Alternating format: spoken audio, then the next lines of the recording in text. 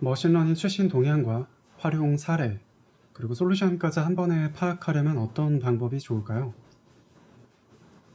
바로 데이터 사이언스 경진 대회입니다.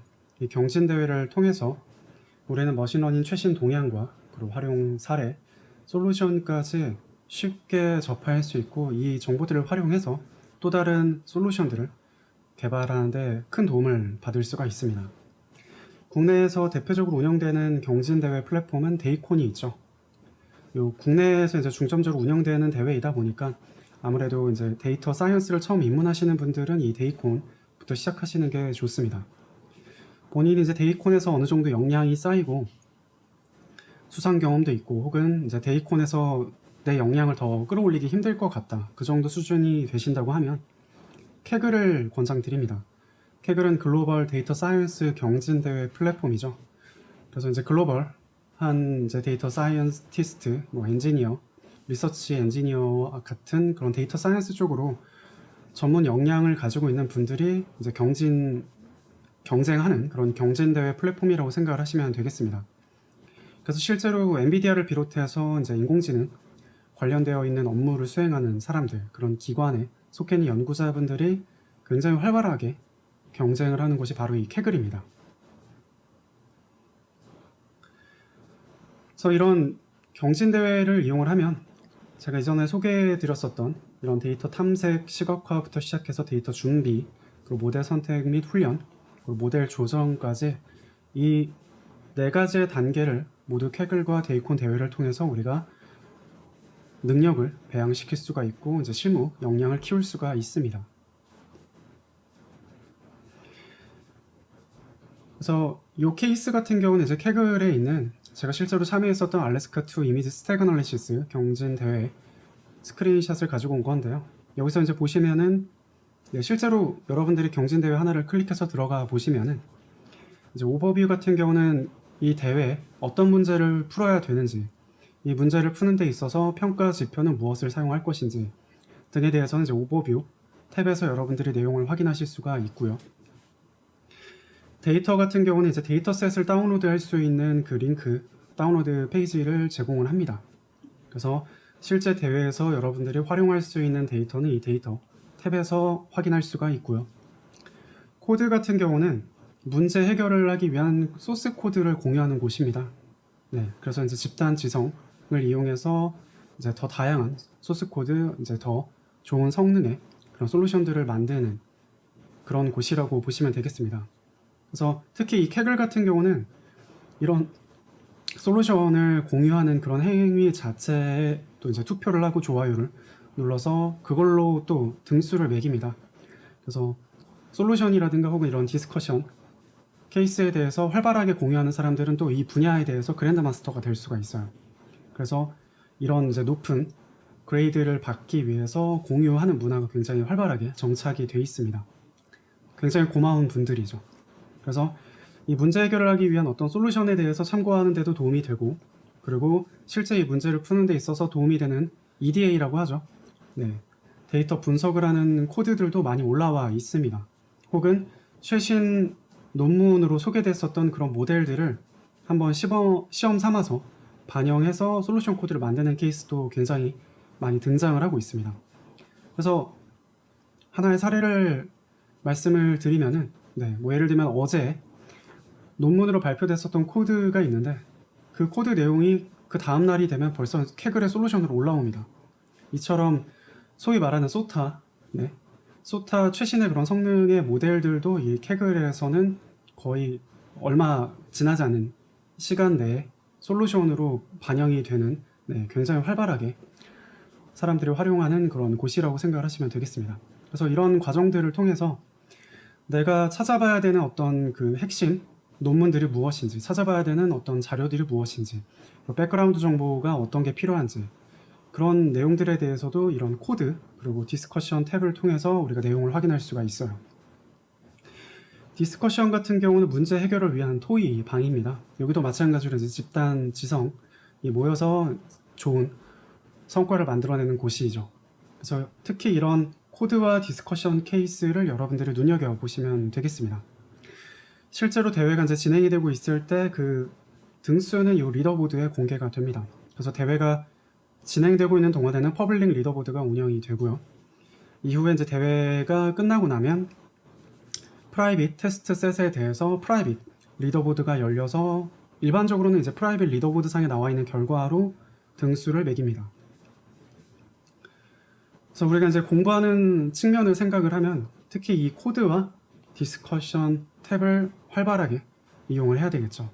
이를 통해서 머신러닝의 최신 동향과 활용 사례 그리고 솔루션에 대해서도 우리가 배워갈 수가 있습니다. 저 역시도 제가 이제 중점적으로 다루고 있는 분야들 같은 경우는 제가 실제로 키페이퍼 비롯해서 관련된 연구를 하고 있기 때문에 필요한 자료들을 이제 쉽게 찾을 수도 있고 혹은 이제 제가 이미 많이 알고 있는 내용들도 있고요. 그래서 제가 잘 알고 있는 도메인에 대해서는 저는 주로 논문을 찾아봅니다. 새로 나온 논문들이 없는지 그런 내용들을 찾아보는데요. 그게 아닌 이제 제가 잘 모르는 도메인 쪽 분야에 대해서 뭔가 공부가 필요하거나 어떤 문제를 해결해야 될 때는 캐글에 들어가서 그동안 열렸던 이제 수백 개 혹은 거의 학교 아카데믹 버전으로 열린 대회까지 포함하면 아마 1000개가 넘는 대회가 열렸을 거예요. 캐글에서. 그럼 이제 캐글에서 그동안 열렸던 대회들을 서치를 해서 제가 해결하고자 하는 그 문제와 유사한 대회가 열렸는지 확인을 합니다. 그래서 유사한 대회가 열렸다고 하면 거기에 이제 공유되어 있는 이런 코드, 디스커션의 핵심 글들, 사람들의 투표를 많이 받은 글들을 이제 중점적으로 읽어보면서 백그라운드에 대해서도 공부를 하고 어떤 솔루션 방법들이 잘 워킹을 했는지에 대해서도 살펴봅니다. 그래서 잘 모르는 분야에 대해서 우리가 어떤 논문을 봐야 될지부터 찾는 게 굉장히 막막한 일이잖아요. 그래서 잘 모르는 도메인에 대해서 문제를 여러분이 다루실 때 이런 경진대회 플랫폼을 이용하시면 큰 도움을 받으실 수가 있습니다. 캐글의 코드 케이스를 소개해 드릴게요. 가장 이제 투표를 많이 받은 케이스로 정렬을 해 보면요. 제가 이제 참여했었던 이 알래스카2 이미지 스택 애널리시스 대회에서는 이렇게 두 개가 최상단에 위치를 합니다. 실제로 이제 많은 분들이 이 두 가지 노트북을 많이 활용을 했고요. 특히 이 두 번째 케이스 같은 경우는 Efficient B0 이제 가장 베이직한 베이스라인 모델을 이용을 해서 시작할 때부터 이제 굉장히 좋은 스코어를 달성을 했어요. 몇 회폭 학습하지도 않았는데 AUC 기반으로 0.921이라는 굉장히 높은 성과를 달성을 했습니다. 실제로 이제 코드 내용도 그렇게 복잡하거나 하지 않아요. 비교적 간단한 코드 작성으로 핵심 코드들 이제 몇 개만 이제 중점적으로 이제 작성을 해 주셨거든요.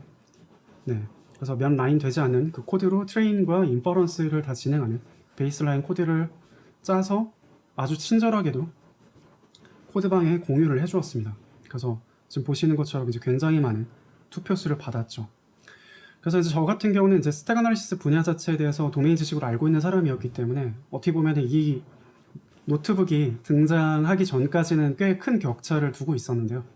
이 노트북이 등장한 이후로는 이 내용들을 바탕으로 벌써 이제 다른 분들, 스택 애널리시스가 이제 전문 분야가 아닌 분들이 벌써 이 GPU 베이스라인을 이용을 해서 높은 이제 점수를 달성하는 사례들이 발생을 했습니다. 그래서 이제 격차가 많이 줄어들었죠. 그래서 이제 후반부 때 경쟁이 굉장히 치열했었던 그런 경험이 있습니다. 이처럼 이 코드방에 공유되는 이런 솔루션들이 굉장히 이제 중요한 역할을 한다는 걸 아실 수가 있겠죠. 이 코드가 만약에 공유되지 않았다고 하면 아마 저 비롯해서 스택 애널리시스를 이제 중점적으로 다루는 전문 그 분야 분들과 그렇지 않은 비전문가들의 그 성능 차이 격차는 훨씬 컸을 겁니다. 근데 캐글 같은 경우는 이런 코드, 핵심 코드들이 잘 공유가 되기 때문에 이런 정보들을 바탕으로 사람들이 빠르게 또 공부를 하고 이걸 가지고 또 좋은 솔루션을 만들어내는 사례들이 빈번하게 등장을 합니다. 디스커션 페이지 쪽에서 이제 모스트 보트 케이스로 정렬을 해봤는데요. 이러면 이제 보통 많은 경우 이제 우승자 솔루션들이 올라옵니다. 그래서 이제 우승했었던 첫 번째 우승자분들 이제 2등을 했던 팀에서 또 솔루션을 올렸던 케이스들이 이제 가장 투표를 많이 받았습니다. 디테일한 코드까지 공유하지는 않았어요. 이제 어떻게 내가 모델 학습을 진행을 했고 앙상블을 진행을 했으면 이제 주로 이제 사용했었던 모델들이 무엇이며 어떤 전처리 과정을 거쳤고 이런 부분들을 그림이나 글로 간단하게 이제 표현한 그런 솔루션 사례들입니다. 데이콘에서도 비슷한 정보들을 여러분들이 획득하실 수가 있어요. 네. 그래서 요 하나 이제 대회 케이스를 말씀을 드리면은 이제 LG에서 주최했었던 대회이고요. 컴퓨터 비전 문제고 실제로 채용이 연계된 대회입니다.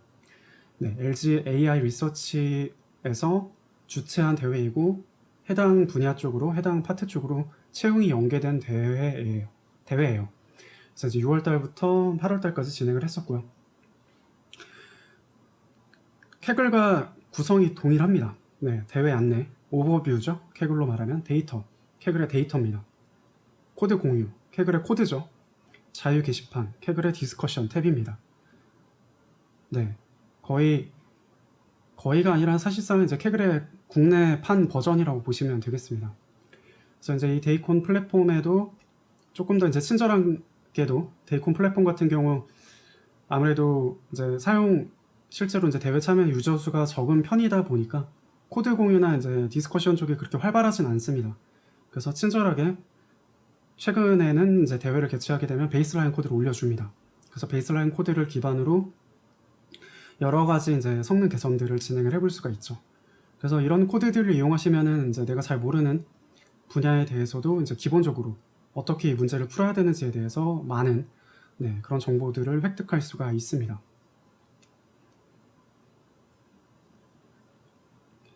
자유 게시판 페이지를 이제 확인을 해본 건데요. 특히 이제 데이터 어그멘테이션으로 이제 많이 사용하는 아구멘테이션 데모 페이지에 대해서 이렇게 공유했었던 글들이 있었습니다. 아무래도 이제 데이콘 같은 경우는 캐글보다는 공유되는 코드나 디스커션 글들이 이제 적은 편이긴 합니다. 그래서 만약에 데이콘 대회를 내가 참여를 한다.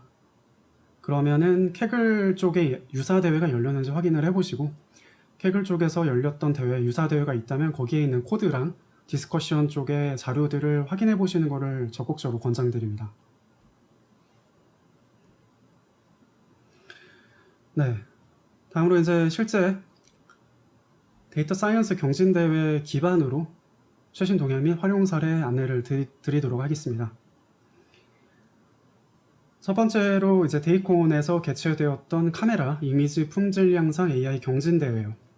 풀고자 하는 문제는 빗번짐으로 저하된 카메라 이미지 품질을 향상시키는 AI 모델을 개발하는 겁니다. 네, LG AI 리서치에서 주최한 대회고요. 상금은 총 1,000만 원이었습니다.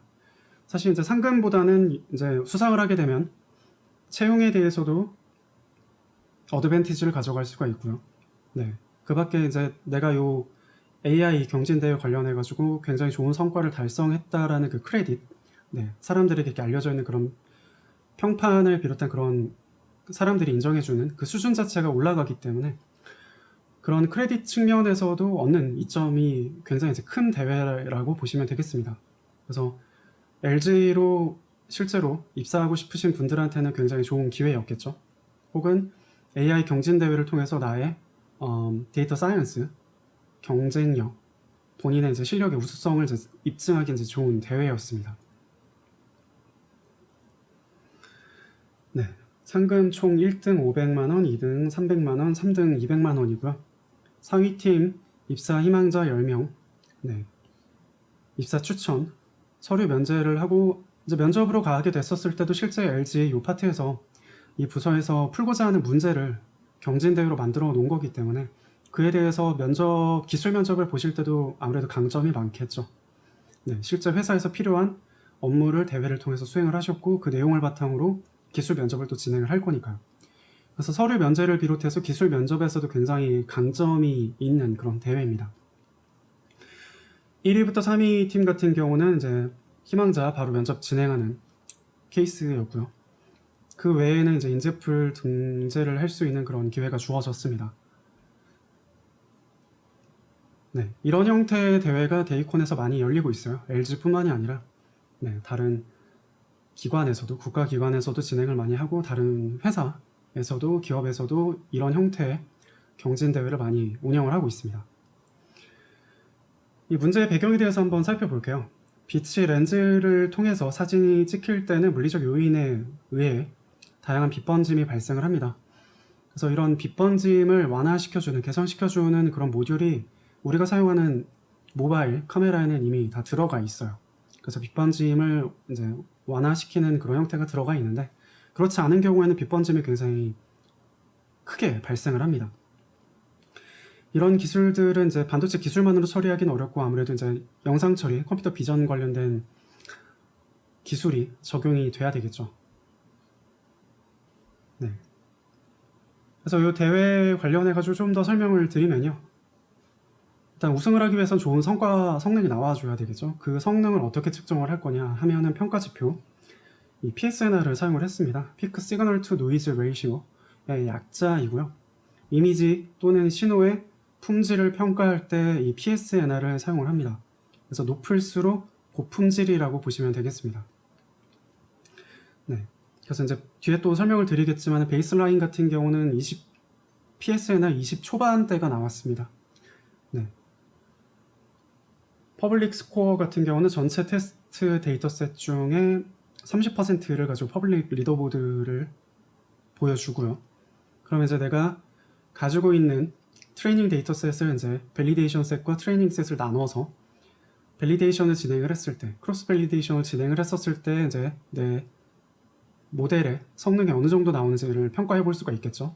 거기에 이제 추가적으로 퍼블릭 리더보드 상에 찍혀서 나오는 성능이 어떠한지를 살펴보면서, 네, 퍼블릭 리더보드 같은 경우는 전체 테스트 데이터셋 중에 30%밖에 되지 않기 때문에 이 퍼블릭 리더보드에 피팅하는 것은 상당히 위험합니다. 이것 또한 과적화 문제가 발생을 하기 때문에 나중에 이제 프라이빗 리더보드로 넘어가게 됐을 때 실제로 등수가 크게 바뀌는 쉐이크업 현상이 발생할 수가 있어요. 그런 위험이 크기 때문에 권장드리는 방법으로는 퍼블릭 리더보드의 성능을 높이긴 높이되 내가 가지고 있는 트레이닝 데이터셋을 가지고 크로스 밸리데이션을 진행을 했었을 때 성능이, 네, 유사한 성능이 나오게 개선이 되는 그런 솔루션들을 만드는 걸 권장을 드립니다. 다시 말씀드리면은 퍼블릭 스코어 상에서도 좋은 성능을 달성하고 그와 유사한 성능이 내가 가지고 있는 트레이닝 데이터셋 가지고 크로스 밸리데이션을 수행했을 때 비슷한 성능이 나오는 게 이제 가장 이상적이겠죠. 그래서 이 대회 이제 평가 방식은 조금 독특했어요. 1차적으로는 리더보드 프라이빗 스코어를 따지고요. 전체 테스트 데이터셋의 100%죠. 100%를 가지고 줄 세우기를 합니다. 성능 순으로 줄 세우기를 해서 상위 10개 팀을 뽑아요. 그럼 이제 10개 팀을 가지고 코드와 PPT 발표 평가를 진행을 했습니다. 그래서 이 2차 평가를 진행을 할 때 모델의 성능뿐만 아니라 동작 속도, 경량화 문제도 좀 중요하죠. 같은 모델이면 얼마나 초당 이미지를 더 많이 처리할 수 있는지, 초당 처리할 수 있는 이미지 수가 많으면 많을수록 유리한 거죠. 그 밖에 대회를 진행을 하면서 내용들을 활발하게 이제 코드 공유 페이지라든가 아니면 디스커션 페이지를 통해서 활발하게 공유를 했는지 그런 점수도 확인을 했습니다. 그 밖에 이제 코드 자료 자체에 대한 완성도 그리고 발표력까지 복합적으로 평가를 했습니다. 다음으로 이제 빛번짐 예시 케이스, 실제 이미지 케이스를 보여드릴게요. 이제 빛번짐이 발생된 인풋 정보입니다. 인풋 데이터이고요. 실제로 만들어내야 될 아웃풋 데이터는 이 케이스입니다. 빛번짐이 굉장히 완화된 걸 보실 수가 있죠. 그리고 이제 빛번짐 케이스를 또 조금 더 눈여겨보시면은, 네, 그냥 단순하게 번지는 것뿐만이 아니라, 네, 이런 형태의 이제 픽셀의 어떤 그리드 형태의 이제 왜곡들이 또 발생하는 걸 보실 수가 있습니다. 특히 이런 하늘을 보시면 이런 격자 형태의 빛번짐 왜곡이 많이 발생한다는 걸 보실 수가 있죠. 그래서 목표는 이런 입력 데이터가 주어졌을 때 모델을 통과해서 최종적으로 이렇게 빛번짐이 개선된 모델을 만들어내는 것이 목표입니다. 그래서 베이스라인에 대해서 그 다음으로 소개를 해드릴게요. 이 문제를 풀기 위해서, 네, 데이콘 측에서 공개한 베이스라인 설명을 드리겠습니다. 결국에 이제 인풋 이미지를 가지고 아웃풋 이미지, 같은 크기의 이제 아웃풋 이미지를 만들어내는 그런 문제이기 때문에 오토엔코더 구조를 사용을 해서 빛번짐 개선 모델 학습을 하는 걸 베이스라인 접근 방법으로 사용을 했습니다. 이 내용을 이제 조금 더 세부적인 연구 분야로 살펴보면, 네, 이미지 복원이라고 이제 보시면 되겠습니다. 여기서 이제 사용한 베이스라인에서 사용한 이제 오토인코더 모델은 다양한 오토인코더 모델이 존재를 해요. 가장 대표적으로 많이 사용하는 모델은 이제 유넷이죠. 네, 유넷은 이제 뒤에서 또 설명을 드리겠습니다. 그래서 이 인풋에서 차원이 축소되는 이 인코딩 과정을 거쳐서 압축된 이제 코드 정보가 만들어지고요. 딥러닝에서는 이제 레이턴트 벡터라고 표현을 하죠. 네. 그래서 레이턴트 벡터, 압축된 형태의 레이턴트 벡터가 있으면 이 레이턴트 벡터를 이제 또 많은 수의 컨볼루션 연산을 거쳐서 점차적으로 이제 업샘플을 하죠. 그래서 점차적으로 그 데이터 그 이미지 자체를 키워가면서 최종적으로는 빗번짐이 개선된 아웃풋 영상을 만들어내는 것이 이 베이스라인 전체 구조입니다. 여기서 이제 인코딩 과정은 이제 차원을 축소하는 역할이에요. 차원을 축소하는 과정이고요. 지금 보시는 것처럼 이제 인풋의 사이즈를 쭉 1차원 벡터로 표현을 하면 이렇게 이제 큰 이미지일 텐데 이 이미지를 인코딩을 하는 과정에서는 점차적으로 차원이 축소가 됩니다.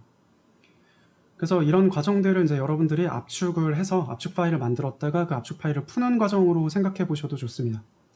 네, 전반적인 이제 정보량을 압축해서 이제 줄이는 거죠. 그래서 결국에는 어떻게 압축을 하고 그 압축된 정보를 이제 해제를 해서 최종적으로 아웃풋을 만들어낼 거냐 하면은 네, 정답 이미지와의 차이값을 줄이는 방향으로 정보량을 핵심 정보들을 추출을 하고 차원을 축소해 가면서 핵심 정보들을 추출을 하고 그렇게 해서 이제 압축된 정보들 레이턴트 벡터들을 가지고 이제 많은 수의 컨볼루션 연산 업샘플 과정을 진행을 하면서 이제 점차적으로 원본 이미지 크기에 해당하는 빗번짐이 개선된 이미지를 만들어내는 과정이라고 보시면 되겠습니다. 여기서 이제 인코더 파트 같은 경우는 우리가 일반적으로 알고 있는 클래시피케이션 모델들을 많이 사용을 해요. 클래시피케이션 모델이라는 것이 결국에는 인풋으로 JPG 이미지, RGB 이미지가 주어졌을 때 그 RGB 이미지에 대해서 뭐 예를 들면은 강아지다, 고양이다 라는 이제 판별값을 최종적으로 출력을 해주잖아요. 그러면 이제 마지막에는 그 판별기, 그건 이제 파이토치로 말하면 이제 리니어 레이어죠. 혹은 이제 멀티레이어 퍼셉트론이라고 표현을 하기도 합니다. 그런 이제 마지막 단에 있는 클래서파이어, 멀티레이어 퍼셉트론 파트를 빼고 그 앞단에 있는 컨볼루션 연산만 가지고 피처를 만들어내는 겁니다. 네. 그래서 인풋 이미지가 주어졌을 때 우리가 일반적으로 알고 있는 뭐 레즈넷을 비롯해서 VGG 네트워크 그런 모델들이 다 결국엔 마지막 단에 클래서파이어가 들어가는데요.